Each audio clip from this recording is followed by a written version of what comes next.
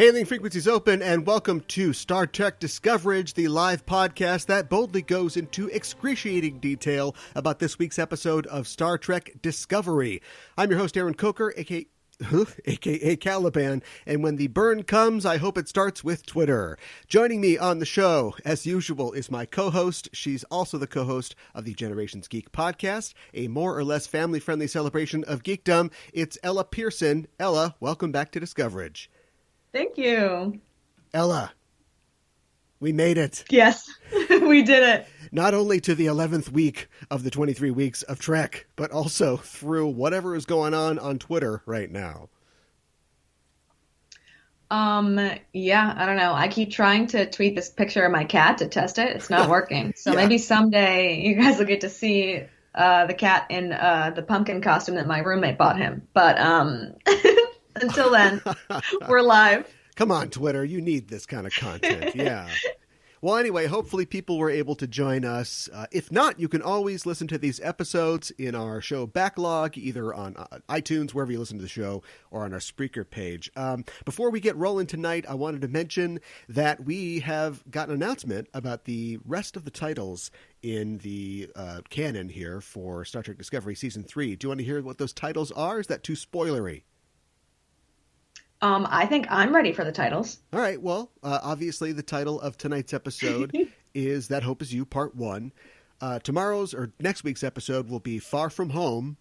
So it's not Part 2, but who knows what's going on there. Then People of Earth, Forget Me Not, Die Trying, Scavengers, Unification 3, The Sanctuary, Terra Firma, Part 1, Terra Firma, Part 2, The Citadel, The Good of the People, and Outside. That will be the finale.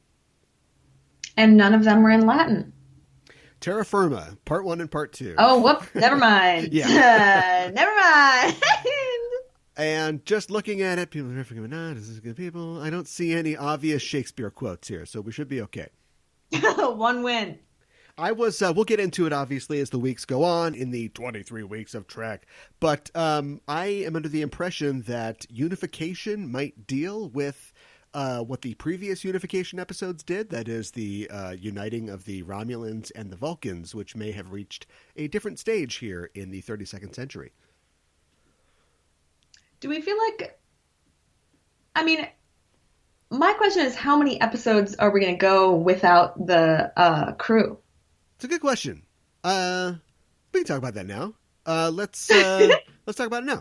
I just feel like if there's going to be like an overarching theme, is the overarching theme like the search, I don't know, for more of the Federation? Is it? I have no idea. And they did a good job in their here's what's coming up, sizzle reel of keeping that vague. I mean, I could see that if this was this, so this is Part 1 and there is no Part 2, and I'm sure that will become clear why that is later, but you'd think, okay, Part 1, then Part 2, we go find the Discovery, and they've got it all wrapped up, at the end of the second episode, and they're back together. But who knows? They also seem to show us in that little clip that maybe she's going to be spending a lot of time with Book and Grudge on his ship, also looking for survivors or looking for Discovery.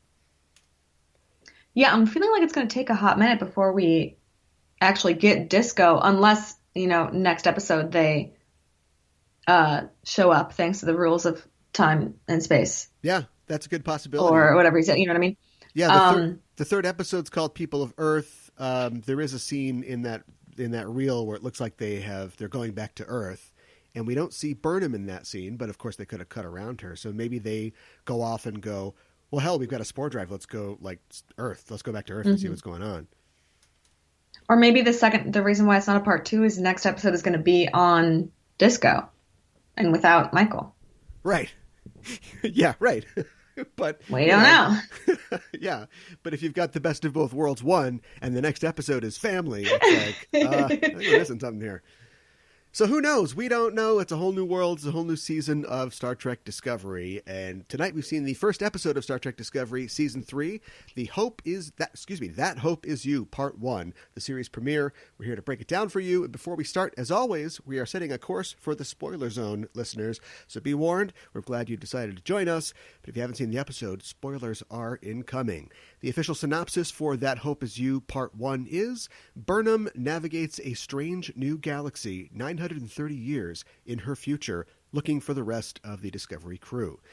This episode, like last season's season-ending two-parter, Such Sweet Sorrow, Parts 1 and 2, was written by Michelle Paradise, Jenny Lumet, and Alex Kurtzman. Michelle Paradise is the co-showrunner for Disco Season 3, along with Alex Kurtzman, and she is a co-executive producer on the show. She also wrote the episode Project Daedalus for Disco's second season. Jenny Lumet and Alex Kurtzman previously co-wrote the short trek Runaway. Kurtzman previously co-wrote with Brian Fuller the pilot for Star Trek Discovery, The Vulcan Hello. He also has a story credit on Remembrance, the pilot of Star Trek Picard. This episode is directed by series veteran director Olatunde Onsensanmi, who directed the season 2 finale two-parter, as well as, I think 5 other Disco eps. And he also directed the short treks Calypso and The Girl Who Made the Stars. And that is about it. There aren't really a ton of facts about this episode. What did you think of That Hope Is You, Part 1? I really liked it. I feel like I don't have a ton to say, which is why we have a podcast, obviously. But it made me feel really optimistic about the rest of the season. I thought it was super enjoyable. I feel like I didn't enjoy it as much as I could have because I was waiting for something to happen, whether it was like finding Disco or like something. I don't know what I was waiting for, but I really enjoyed it. I thought it was really like kind of a beautiful episode. I thought they did a really good job. It's kind of the trade-off, isn't it, from going from self-contained episodes to this sort of serial storytelling that when she arrives in the future and we're seeing, alarm clock birds and all this other stuff. Oh my God, cute, right? Yeah.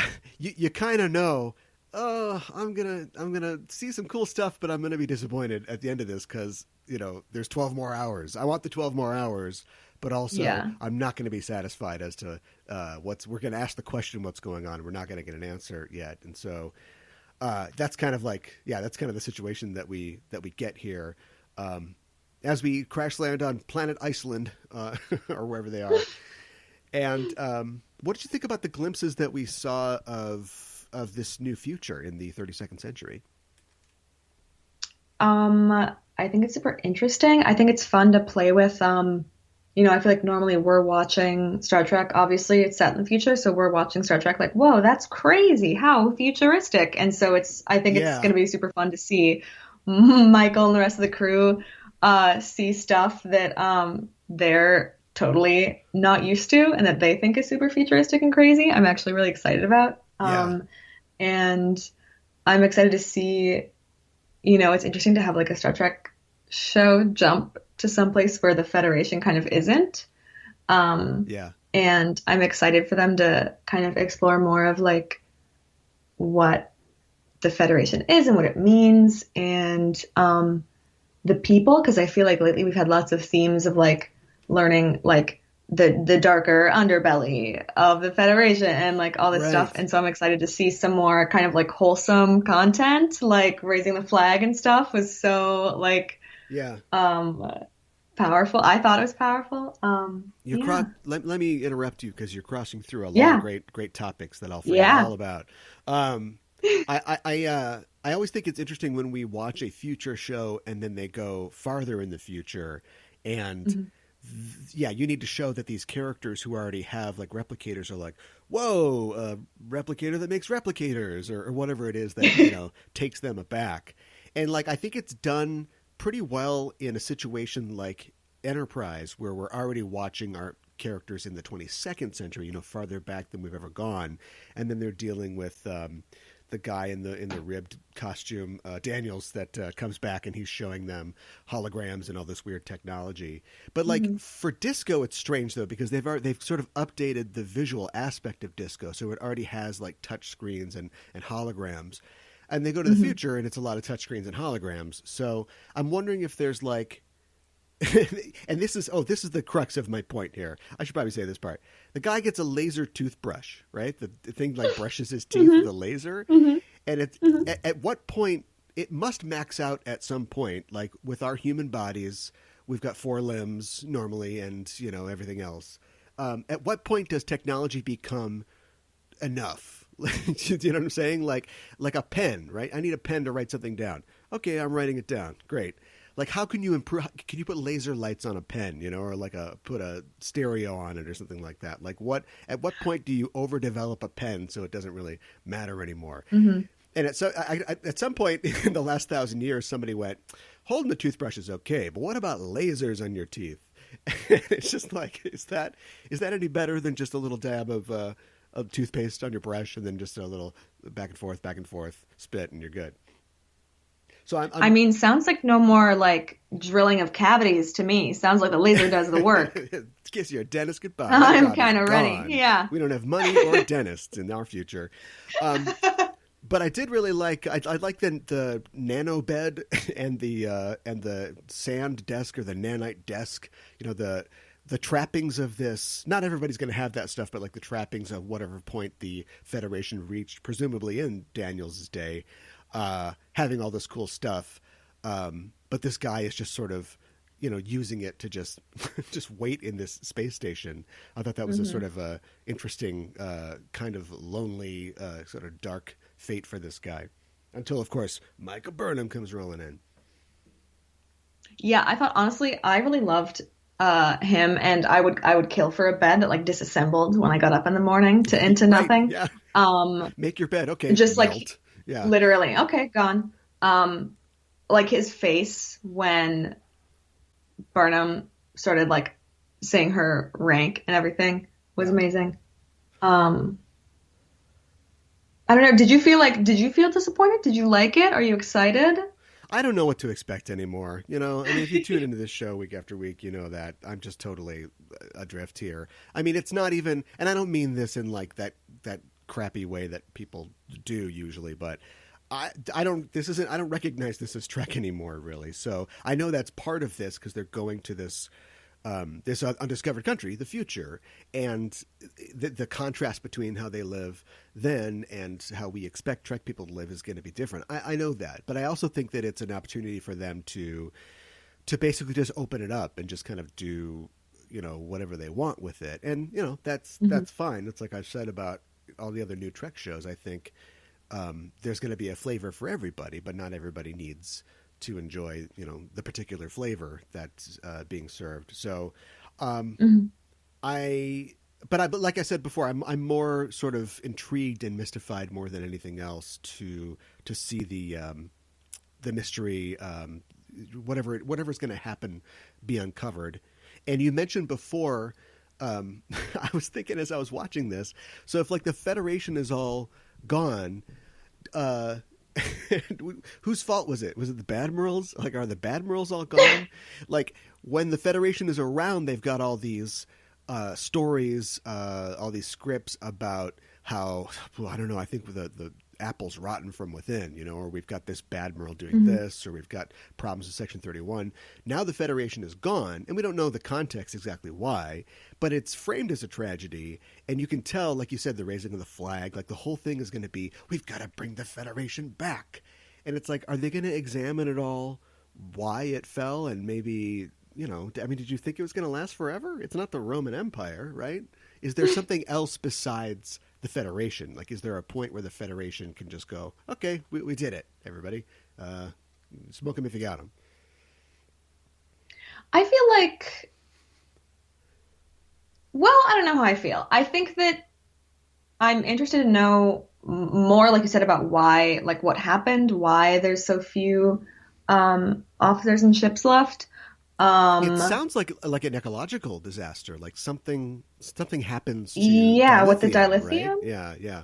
So that's intriguing. It seems, yeah. Does it seem to you that I mean, it's, I think Michael had a line about it. She was like, but is that all the Federation is? It's just like ships that are warp capable? And it's like, yes and no, because I feel like it's like in theory, you have your morals that are not, really based on just having warp capable ships. But at the same time, it's like, if you're going to kind of unite planets across galaxies, that's going to be much harder if you don't have a ship that's warp capable. Yeah, And and so then even just slowing it down that much. yeah, yeah.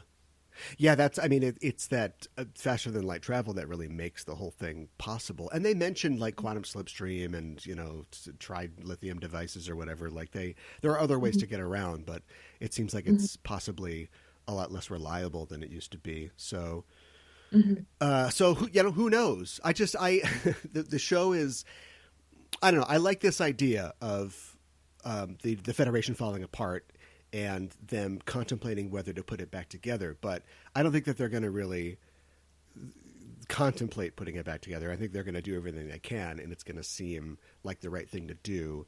And there's going to be, it's like the hagiography of the Starfleet, which I feel like is standing in for like America and America, Mhm. losing its way and us getting it Mhm. back. And I don't know. I think that the Federation was sort of, I don't know.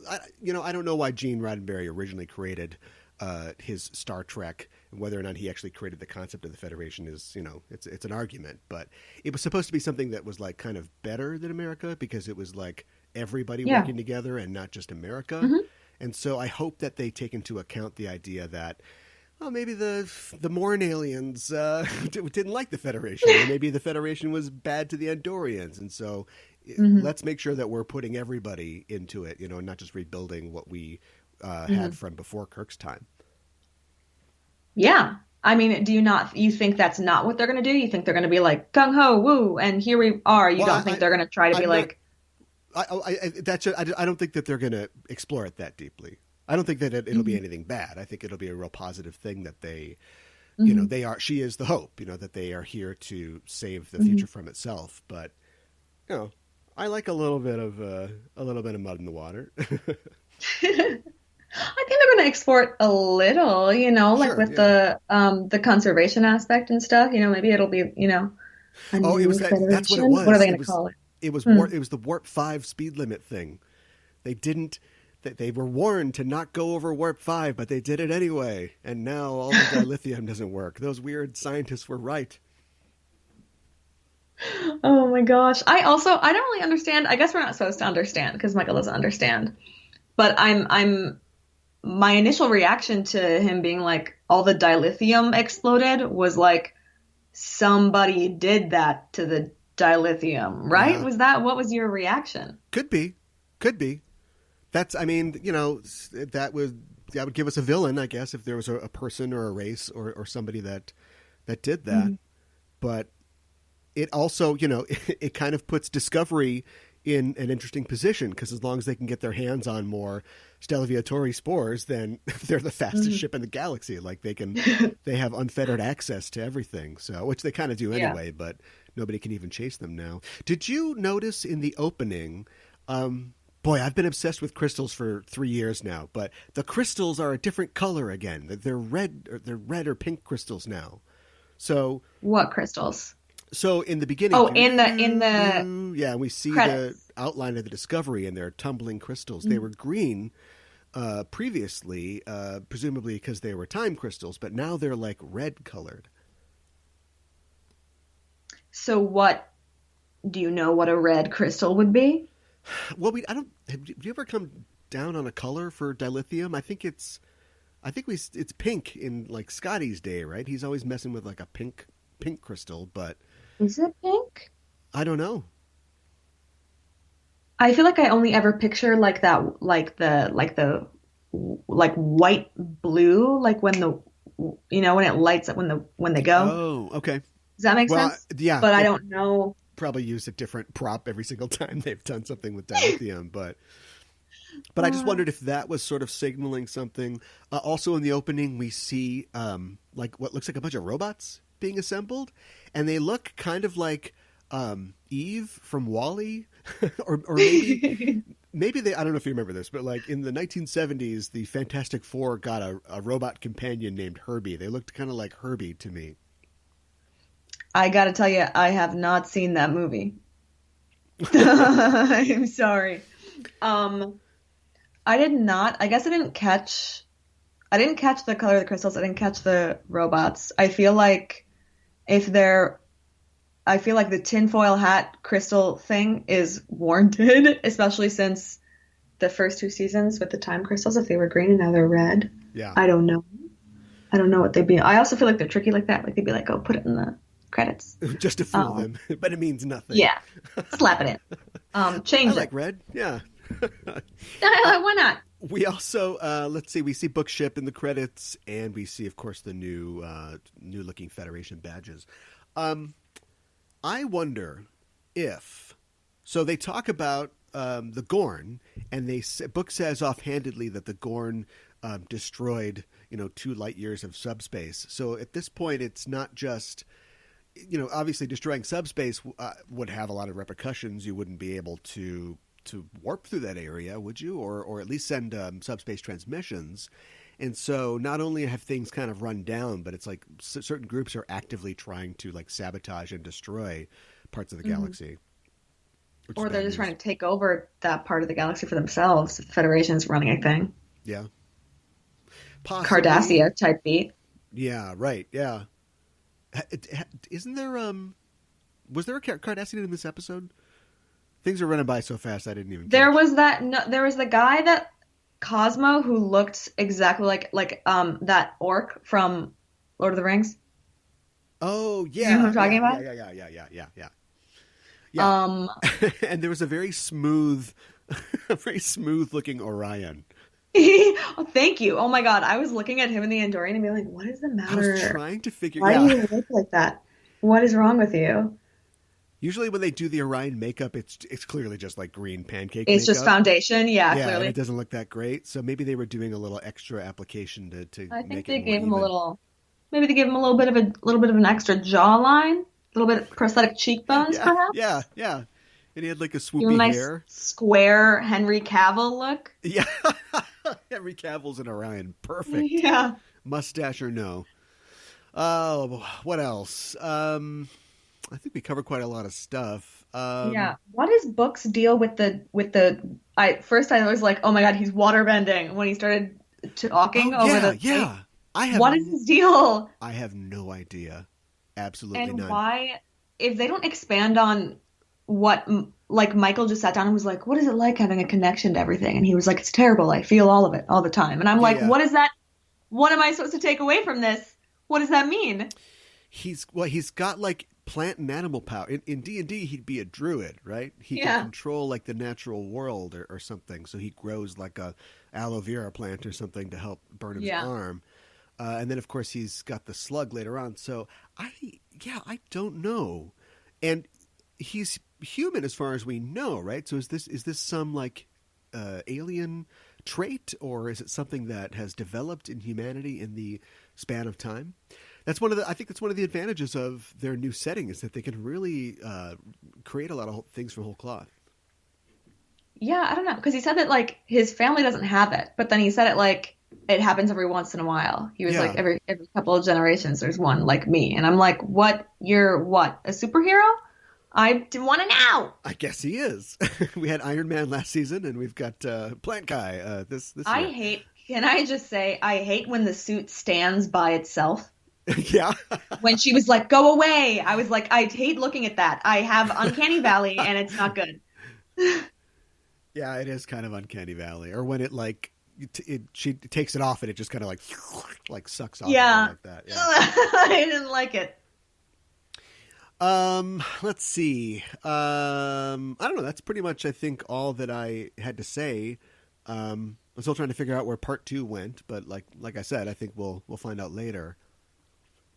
Yeah, I feel bad. I wish I had more. I feel like always the first episode is like, we always have more questions than we have answers, and we don't really know how to speculate yet. Yeah. We can't really have like tinfoil hat time or like who's gonna die next episode, like who's in the most mortal danger, because like Yeah. I have no idea, and I don't know if they're gonna see anyone next episode. Like, I don't know. I'm excited. I'm very optimistic. I was very happy with it. I do feel like I said, like I was waiting for something. Yeah. Couldn't tell you what. I enjoyed Michael's attitude the whole time. Sneaker's performance. She was definitely taking some time adjusting to her new surroundings. I also like the idea that that Book was Like this is part of his religion. Like he says before, she asks him Yeah. if he's praying, and he says, "Yeah, kind of." So maybe Mhm. it's not orthodox, but I like the idea that they will continue to try to introduce elements of faith Mhm. into this world. And you can complain that like, oh, there's no religion in Star Trek. Okay, fine, but I mean, like, people are going to have traditions. They're going to have things they Yeah. believe in, and they explored Yeah. that in a cool way with New Eden in the second season. Mhm. Hoping, now in this new setting, it's all bets off. So we'll see what they can do with that. And finally, if you can't cure a cat's thyroid problem in the future, then what's all this technology for? Come on. Aw, she's just a little chunky. You don't know. Is it a She's she or a he? I don't know. She. They are a little. A They're a little chonk. chunky. Yeah, that's not a Little problem. But chunky cat. And yeah, what more can you ask for than just a spaceship and then like a chunky cat? that'd be a good motivation for a mercenary. He's trying to get that one last job so he can save up, for his pet's operation. To take her to fix her thyroid? Yeah, You know it's like what? space vet What bills, a man. You don't weird know. what a weird like hole to go down. I like pet sat a cat one time that had thyroid problem and I had to give him his little pills. Oh, Where's his little pills? yeah, right. He's got to have. Yeah, Little pills for your thyroid, bud, little chunky. yeah, and of course, Oh, because of Book's abilities, he feels the pain of the thyroid all the time. he's like, God, I feel like tired, dude. I I'm feel kind of putting on sluggish. some weight What's up? myself. Yeah, He's like, I'm feeling a little, let's get this fixed. a little weird. Okay, well, I think we did it. We don't have to hang around for too long. I think that's it for us for our show this week. So thanks for joining us, listeners. If you like what you hear, you can follow us on Facebook and Twitter at EISTPod for updates and to get notified when new episodes of both Enterprising Individuals and Discoverage, this show, are released. And I'm presuming that you can tweet to us on the show by using the hashtag Discoverage, or you can email us at eistpod@gmail.com. And while you're on the internet, why not head to your listening platform of choice and subscribe to our show feed. Give us a rating and a review if you think of it, because it really helps us out. If you want to help the show grow, stop by our Patreon page at patreon.com/EISTpod. And as always, if you like the show, tell a friend. Discoverage will return on October 22nd for the second episode of Season 3 of Star Trek Discovery entitled Far From Home, which will feature the crew of the Discovery. We'll be here next Thursday to cover it. We'll be going live once again at 7 p.m. Central, so join us then. You can follow us on Twitter or Facebook at EISTPod to get notified when we're live and broadcasting. And in the meantime, why not check out our main show, Enterprising Individuals, at enterprisingindividuals.com. Every week on the show, I and a special guest discuss in excruciating detail a selected episode from a Star Trek series. We also have news from the Trek sphere and interviews with special guests. Our latest episode just dropped, and on it I'm joined by Catherine Trendacosta of the Electronic Frontier Foundation to talk about data rights in the future of the Federation. Does the data that makes you belong to you? Do you own the family photos you've got saved on your Federation computer? Is internet access a right in the 24th century? We take a look at the problems of today through a Star Trek lens. You can hear that episode at enterprisingindividuals.com or wherever you get your podcasts. Ella, thanks as always for joining me to talk about tonight's episode of Star Trek Discovery. Remind people where they can find you online. Thank you. We are at Generations Geek, wherever you listen to podcasts and on all social media. So follow us on Twitter for updates as long as it's working. Awesome. And that is it for us, everybody. Thanks for listening, and we are signing off. This is Aaron for Ella saying live long and prosper.